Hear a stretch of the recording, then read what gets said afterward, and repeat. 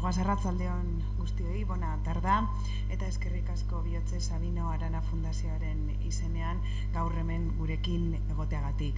Tenemos hoy el honor de presentar en esta sala al Lehendakari Agirre de Sabino Arana Fundazioa la edición en castellano de Urraca, Cazador de Rojos, que ya fue presentado en su edición original en catalán a finales de este pasado 2022. Para ello contamos con la presencia de uno de sus directores, Pedro de Chaves, que ricasco, Pedro, por acompañarnos esta tarde. También iba a acompañarnos Gorka Landaburu, pero por motivos personales finalmente no va a poder acompañarnos esta tarde. El documental retrata a Pedro Urraca Rendueles, jefe de operaciones de la represión organizada por la dictadura de Francisco Franco para eliminar, extorsionar y perseguir a los exiliados y exiliadas de la guerra civil. Pero este documental es algo más que un relato histórico o biográfico del personaje retratado. La película está hecha desde la mirada crítica de su hijo, Jean-Louis, y de su nieta, Loreto, de alguna manera víctimas también de sus progenitores, Pedro y Helene, a quienes reprueban de forma pública sus actuaciones y llevan años desmarcándose de su legado. Así, a través de un relato histórico rigurosamente documentado por una docena de testimonios, veremos también el complicado proceso al que se vieron sometidos sus descendientes. Sabino Arana Fundazioarentzat ere dokumental hau benetan berezia da. Lan hau egiteko orduan, egileek kontsultatu dituzten dokumentazioen zentroen artean, horietako bat Sabino Arana Fundazioaren Euskal Abertzaletasunaren agiritegia dagoelako. Eta eraikin honetan dago hain zuzen ere. Hainbat adituk aztertu zituzten berreskuratze batzordearen funtsak Eusko Jaurlaritzak Parisen zuen egoitzan kokatuta zegoen organismo frankistarenak.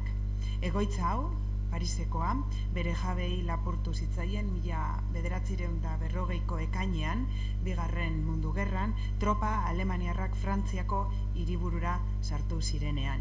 Eraikina berreskuratu zenean, 1954an, Francisco Javier Landaburu barrura sartu zenean, Urrakak eta bere kolaboratzaileek bertan bera utzi zuten dokumentazio baliotsua aurkitu zuen. Hauen artean, zeuden Euskal eta Kataluniar herritarren eta errepublika zaleen kontra eginiko errepresioaren frogak, bai eta judutarrei eta oroar ieslari eragin zitzaien estortzioarenak ere. Agiri horiek guztiak gorde ziren hamarkadetan Eusko Alderdi Jeltzaleak erbestean zuen egoitzan, Bila Izarran, eta gaur egun zorionez gure agiritagian gordetzen ditugu. Sin más dilación, vamos a proceder a ver ahora el documental y luego a continuación tendremos la ocasión de dialogar y charlar con su director Pedro. Es que ricasco.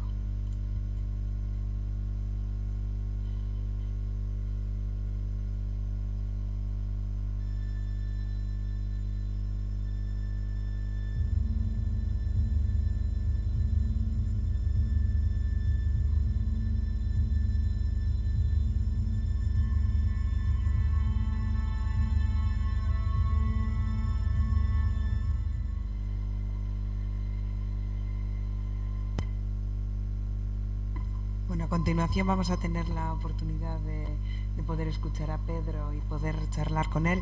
Nahi duena galderarek egin, badaukazue zuen aulkietan txartel bat, galderak idatziz egin ahal izateko, edo bestela gero mikroarekin ere aukera izango dozue. Pedro, cuando quieras. Gabón, gracias por venir. Quiero agradecer a la Fundación, a su presidente y al equipo el hecho de haber organizado esto con tan poco margen de tiempo, aprovechando nuestro rodaje aquí en Euskadi de otro documental. Voy a ser breve porque lo que yo quería contar lo hemos contado ya con las imágenes, luego prefiero iros a vosotros y vosotras si tenéis algo que aportar. Sí me gustaría comentar el hecho de cómo surge la idea de este documental, porque nosotros habíamos realizado otro documental sobre un nazi que era, digamos, el hombre de acción favorito de Hitler, que era Otto Skorzeny, que pasó la historia como el rescatador de Mussolini, aunque no fue él el diseñador del plan, porque él también tenía una casa en Mallorca, donde nosotros residimos, y nos interesó mucho el personaje Y en una presentación que hicimos del documental en Alicante, cuando acabó el coloquio, se me presentó una mujer que resultó que era Loreto y me comentó que había escrito una novela, me comentó que a su padre Scorseni le había regalado cuando era niño una miniatura de un avión de guerra, y a mí me sonaba bastante el nombre de Urraca, que es un nombre que, como ella misma dice, es muy, digamos, sonoro y fácil de retener. Y entonces me puse a investigar y vi que había una historia muy potente, tanto por el personaje, que es bastante siniestro y bastante deleznable, como por su nieta. El proceso de su nieta me pareció interesantísimo. Cómo procedes cuando te cae, en lenguaje coloquial, un marrón familiar como ese cuando ya eres mayor y te das cuenta de que tu abuelo, con el que ella afortunadamente no había tenido mucho contacto, pero aún así tu abuelo es un criminal, autor de, digamos, hechos tan lamentables como los que se describen aquí. Claro, ese proceso paralelo al de la historia de su abuelo es lo que compone un documental que creemos que sirve para, en un momento dado, retratar a un régimen que no creo que necesite ya mucho retrato, pero es llamativo que cuando ganas una guerra de forma ya aplastante en el final, cuando tu enemigo está disperso, derrotado y no supone ninguna amenaza para ti, aún así lo vas a buscar al extranjero, aprovechando que ha sido el país vecino invadido por tus socios nazis, y los persigues con crueldad, los traes a España de nuevo, los juzgas en unos juicios que son farsas y los ejecutas, ¿no? Es como una imagen de la maldad más allá de lo que fue el conflicto de la guerra civil. Y en el caso de Pedro Urraca no es más que un soldado a las órdenes de, digamos, un poder mucho mayor, muy cruel, pero Urraca realmente era franquista, pero yo, más que una ideología fascista, yo veo a Urraca como una persona, un aprovechado de las circunstancias históricas, que las aprovecha para medrar, para progresar personalmente, para enriquecerse y para tener una vida que en otras circunstancias quizás no hubiera tenido nunca. Por lo tanto, a mí me suele gustar decir que más que franquista, Urraca era urraquista, ¿no? En otro régimen probablemente, si puede actuar en unas circunstancias similares, lo hará siempre en beneficio propio. Pero llama la atención la poca sensibilidad que tenía con sus víctimas, ¿no? En esos escritos que él mismo dejó y que ahora nos sirven para hacer un retrato fidedigno suyo, creo, y con Loreto en la novela que ha escrito y con este documental, que ponemos a este personaje en el lugar de la historia que se merece, y que cuando él escribió esos diarios, cuando él guardó toda esa documentación, no se podía imaginar que ahora pues se le iba a volver un poco en contra, en la medida de nuestras posibilidades siempre, porque obviamente justicia ya no se puede hacer con personajes que ya han desaparecido, pero creemos que en un momento dado todo este proceso está sirviendo para que personas como Loreto, como dice la psicoanalista Ana Miñarro, salgan del armario en este aspecto. Y la buena noticia es que desde que se estrenó este documental en la versión catalana, en el área catalana están apareciendo otras personas descendientes de criminales franquistas que están empezando a dar el paso de ponerse en contacto con las asociaciones memorialistas o con la propia Loreto, y que Loreto también se está constituyendo en este momento en la delegación de ese colectivo de historias desobedientes que hace unos años que se viene formando en diferentes países de Latinoamérica y que ahora también podemos decir que se está creando en el Estado español, y que esperemos que tenga un recorrido amplio y que muchas personas que ahora mismo callan siendo descendientes de criminales franquistas por vergüenza, pues puedan superar esa vergüenza y públicamente desmarcarse de esa actuación. Y bueno, yo hasta aquí, yo preferiría que si tenéis algo que aportar, preguntar o decir, tengáis el micrófono abierto. Es que ricasco. Ya tenemos alguna pregunta. La primera de ellas, ¿qué ha supuesto para Loreto Urraca la realización de este documental? ¿Le ha ayudado a conocer más a su abuelo como ser humano o como el espía, policía franquista y extorsionador de judíos que fue? Sí, bueno, Loreto, hay que reconocer que aparte de dar ese paso valiente, lo que ha hecho ha sido ponerse a investigar. ella antes de escribir, antes de posicionarse públicamente, necesitaba saber. Y entonces ha visitado incontables archivos, se ha movido en incontables direcciones, entrevistándose con personas que le podían aportar datos, documentación. Ha hecho un trabajo, la verdad que espectacular, que a nosotros también nos ha venido muy bien de cara al documental. Es verdad que hasta el momento en que la grabamos llegando al Archivo Nacional de Cataluña no había consultado físicamente la documentación que había dejado su padre, pero sí que había venido aquí también a investigar con su marido, sacando fotografías los dos aquí en el archivo, y cuando tiene toda la información que considera necesaria es cuando decide ponerse a escribir, ponerse a dar entrevistas, aparecer públicamente.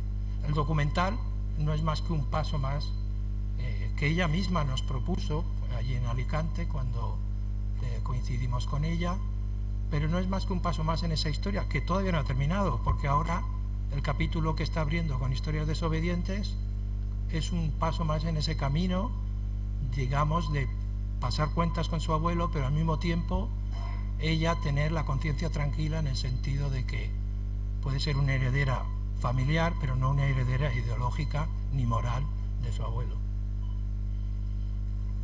¿Se sabe si Pedro Urraca llegó a arrepentirse de sus crímenes en algún momento de su vida? No, no se sabe, pero es muy fácil deducir que no, porque cuando en los últimos años de su vida se demuestra que ha metido la mano en la caja de la Embajada Española en Bruselas, él ve recortada su pensión significativamente, pasa apuros económicos, y entonces él escribe una carta manuscrita al gobierno español, que si no me equivoco era ya el de Felipe González, en el cual se queja amargamente del poco dinero que recibe después de los grandes sacrificios y del gran esfuerzo que le había dedicado a la patria. Con lo cual me parece que el arrepentimiento no era uno de sus fuertes precisamente. Otra pregunta. En el documental sale el embajador Lequerica, exalcalde de Bilbao, Cruz de Hierro y un siniestro personaje. ¿Habéis encontrado documentación sobre Lequerica tanto o más asesino que Urraca? Bueno, documentación concreta sobre Lequerica no, pero bueno, se sabe que era uno de los máximos responsables, sí hay documentos que apuntan en esa dirección, porque él era el máximo jefe de la embajada en París y él sabía cuáles eran las instrucciones que llegaban de Madrid. No eran unas instrucciones que hiciera, digamos, a desgana ni en contra de su opinión, ¿no? También sabemos que un cónsul español en Francia, de Miota creo que es el apellido, ahora no lo recuerdo bien, protegió a diversos ciudadanos, quiso proteger a diversos ciudadanos judíos y no era del parecer de perseguir de esta manera a los republicanos en Francia, y hay una nota manuscrita, creemos que es de Urraca porque no está firmada, dirigida al embajador y dirigida al conde de Mayalde en Madrid, en la Dirección General de Seguridad, quejándose de la actuación de este cónsul porque era un flojo, porque no seguía las órdenes, y este cónsul fue apartado y sustituido por otra persona.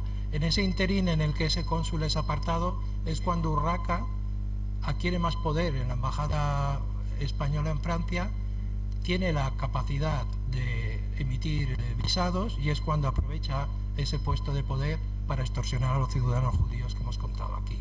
Quiero decir que Lequerica era consciente de todo ello. Cuando se destituye a este cónsul que no era amigo de esas actuaciones, Lequerica es el máximo responsable. Sí que está absolutamente implicado. ¿Alguna otra pregunta? ¿Alguna otra consideración? ¿Cómo? José María. José María. No tengo mucha información, sincera. No, la verdad es que sinceramente no tengo mucha información sobre esto.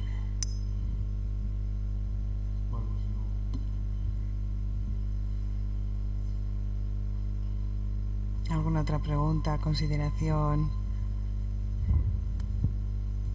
Otra persona que fue también represaliada fue Zugazagoitia, que si no me equivoco era también bilbaíno. No sé si llegó a ser alcalde, también puede ser, no. Fue ministro de Gobernación durante la República, pero previamente tuvo otros cargos en el Partido Socialista, y también, junto con Cruz Salido, fueron perseguidos. Hay otras muchas personas que no hemos tenido tiempo ni espacio en el documental de contar que fueron perseguidas.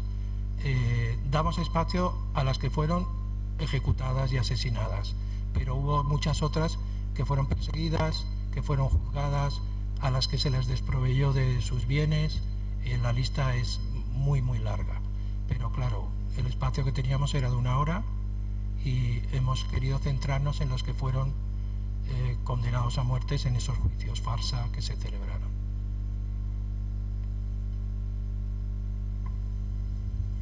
Norbait galderarik edo zerbait daukazu orain aukera.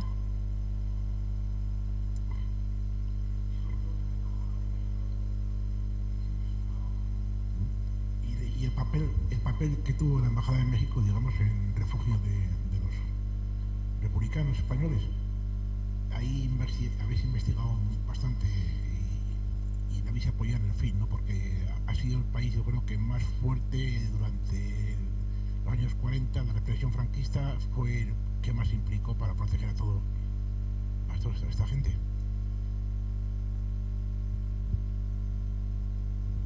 Sí.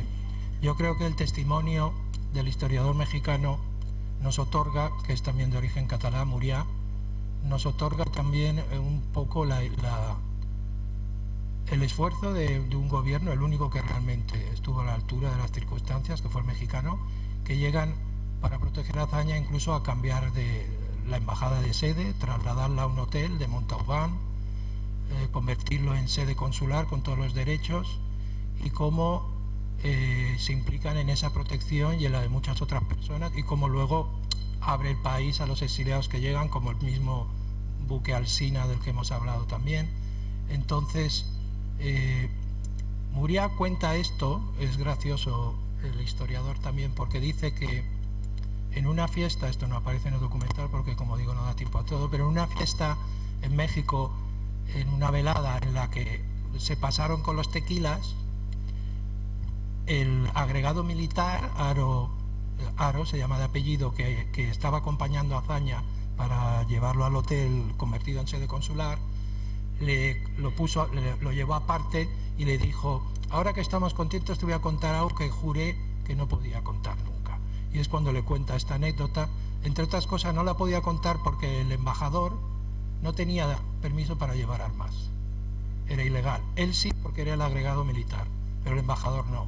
Entonces mantuvieron el secreto por esa ilegalidad, pero él dijo: como ya han muerto todos y hoy estamos aquí contentos con los tequilas, le contó esa peripecia que es como muy de película, ¿no? Hay algunos que la consideran exagerada, un poco novelesca, pero bueno, él cuenta que fue el propio agregado militar el que se lo contó en persona. Entonces yo creo que credibilidad debe tener, ¿no? Pero sí es verdad que yo creo que fue el único país que estuvo a la altura de las circunstancias, sí, México.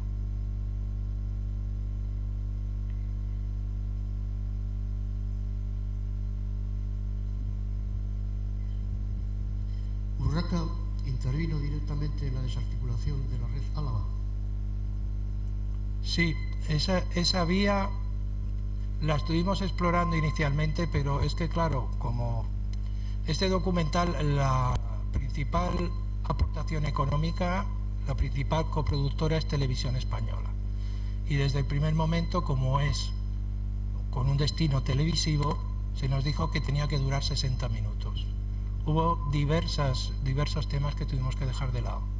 Uno era este. Sí, es verdad que hay documentos que demuestran que Urraca estuvo implicado en la desarticulación y en la persecución de personas que integraban la red Álava. Eso se puede demostrar. Sí, os felicito por el documental, me parece una gran pieza y sobre todo tocar tantos temas en 1 hora y pico, ¿no? Hay un tema que se alude, que Urraca participó en el puerto de Marsella para evitar que una serie de exiliados vascos pudieran embarcar. Y se dice que embarcaron todos. No, no embarcaron todos. Don Rafael Picabea, que era el delegado del gobierno vasco en París, no lo dejaron. Urraca personalmente fue quien lo impidió. Y una pregunta, porque a mí me ha gustado mucho este trabajo, pero pienso que tiene que tener una gran divulgación. ¿Habéis contactado con Euskal Telebista para que esto tenga una dimensión también? Porque el tema de la Avenida Marceau nos coge muy de cerca. Es una reivindicación permanente que siempre tenemos y yo creo que está muy bien explicado en ese documental.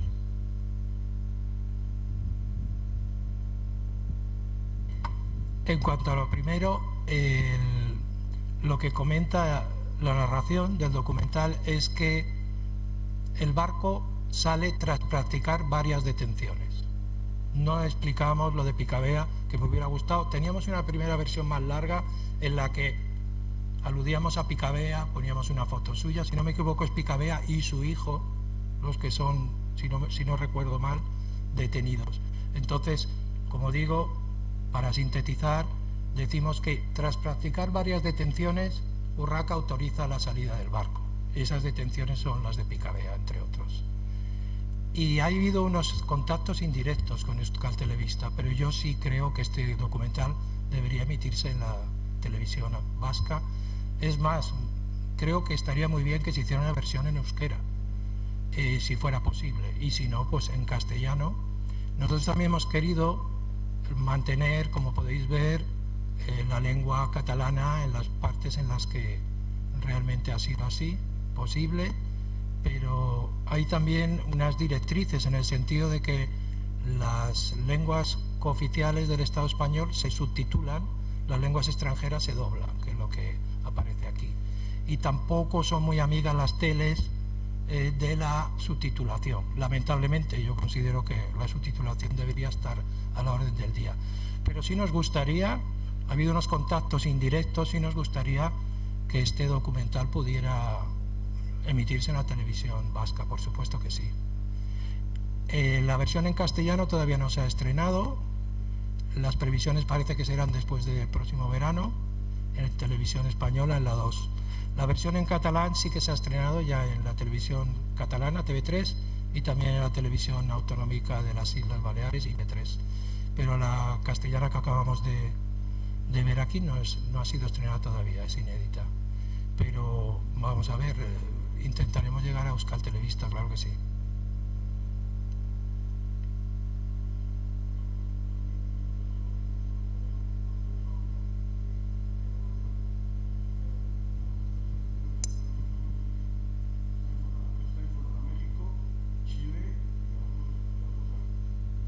Sí,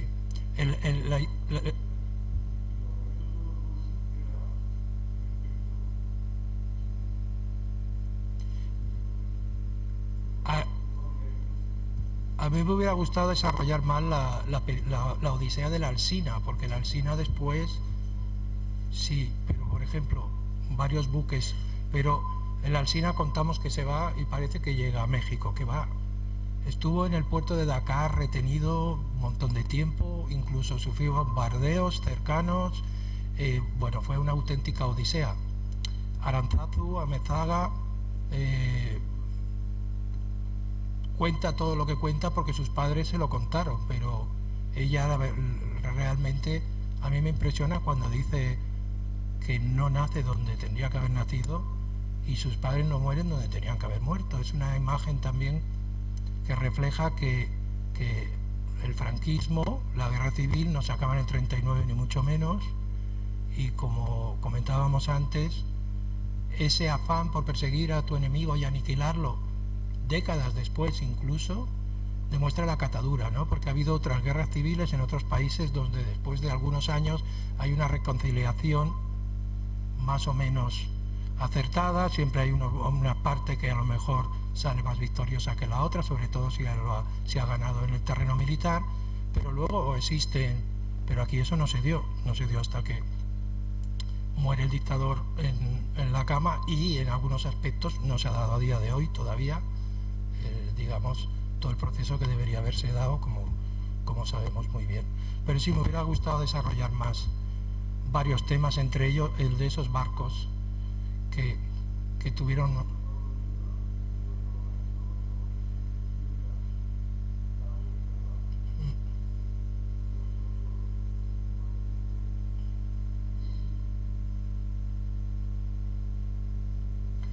decías al principio que el proceso de Loreto Urraca con respecto a su abuelo había servido para animar a algunas personas en Cataluña a contar sus casos o a investigar sus casos. Yo en el Estado español, aparte de este proceso de Loreto, conozco el del catedrático y juez sevillano, que no recordaba su nombre, que escribió el libro de El árbol y la raíz. Y te quería preguntar si conocías algún caso así bastante emblemático en el Estado español, algún caso más en el que se hubiera dado este mismo proceso que se ha dado en estas dos personas.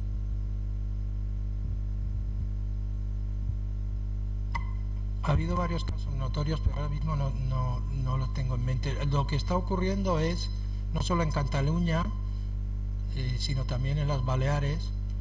En Mallorca especialmente la represión fue muy dura, a pesar de que no hubo una resistencia armada. Hubo solamente un mes o dos después del golpe de Estado un intento de recuperar las islas por parte de la República, que envía una expedición que dura 20 días, es un fracaso estrepitoso. Luego las islas son utilizadas por la aviación italiana para bombardear todo el Levante. En Mallorca realmente no hubo guerra, pero hubo una represión desde el primer día. Se está hablando del orden de 3.000 personas, que no sé si era un 2% de la población. Y en ese proceso mucha gente actualmente está descubriendo que su abuelo formó parte de los que allí se llaman matón, lo mató. En pueblos pequeños, sobre todo donde todo el mundo se conoce, recientemente hay personas que se están poniendo en contacto con la Asociación de Memoria Histórica de Mallorca, de la cual yo formo parte, para saber qué pueden hacer, en qué pueden ayudar, para descubrir. Nos piden información, nos piden documentación de su pueblo, de su abuelo, de su tío, para saber qué había hecho. Más o menos los primeros pasos que dio Loreto los están dando otras personas ahora. Si luego van a hacer parecer públicamente o no, todavía no lo han decidido. Pero quiero decir que estos primeros pasos también nos diferencian bastante de otros descendientes de criminales que están orgullosos de ello. Los estamos viendo en partidos políticos de extrema derecha, que incluso reivindican las actuaciones de sus ascendentes criminales, ¿no? Y yo, más que personajes notorios que están muy bien, a mí me gusta también descubrir que hay personas comunes que se sienten absolutamente incómodas con ese pasado y necesitan saber exactamente qué ocurrió, que es un gesto como el de Loreto muy valiente, porque, como dice el sobrino de Pedro Urraca, no todo el mundo es capaz de hacer esto. Hay muchísima gente que sabe o que tiene indicios o posibilidad de que en su familia han pasado estas cosas y prefiere no removerlo ni tocarlo, ¿no? Personajes así más notorios no me viene ahora mismo a la memoria ninguno, pero a ver, los hubo, sí. La verdad es que ahora mismo no lo recuerdo.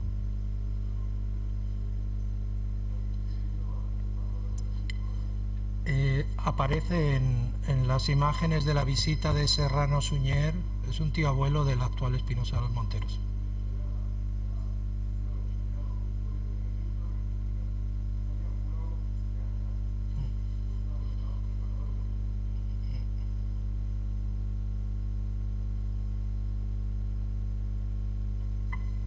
Bueno, ez badago galderia gehiagorik, bukatutzat emango dugu gaurko saioa. Eskerrik asko hemen izateagatik, eskerrik asko Pedro. Eskerrik asko.